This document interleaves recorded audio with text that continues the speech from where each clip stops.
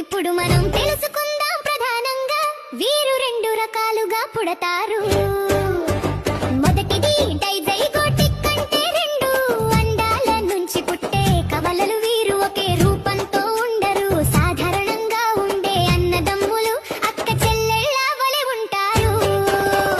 రెండోది మోనోజైగోటిక్ అంటే ఒకే అండం నుంచి పుట్టే కవలలు. వీరు ఒకే రూపంతో ఉంటారు. ఇప్పుడు మనం చాలా ఎక్కువగా కనిపించే డైజైగోటిక్ కవలలు అంటే ఫ్రాటర్నల్ ట్విన్స్ గురించి చాలా సింపుల్ గా తెలుసుకుందాం. ప్రపంచంలో పుట్టే కవలల్లో 70% మంది ఈ రకమైన వారే.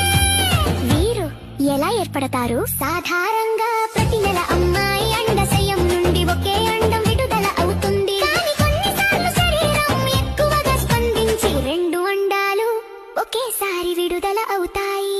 అప్పుడు రెండు వేర్వేరు అండాలు రెండు వేర్వేరు వీర్య కణాలతో ఫలదీకరించబడతాయి. ఫలితంగా అమ్మ గర్భంలో రెండు వేర్వేరు పిల్లలు రూపుదిద్దుకుంటారు. అందుకే వీరు ఒకేలా కనిపించరు. సాధారణ అన్నదమ్ములు అక్క చెల్లెళ్ళలా ఉంటారు. లింగం కూడా ఇలా ఏ కాంబినేషన్ అయినా ఉండొచ్చు.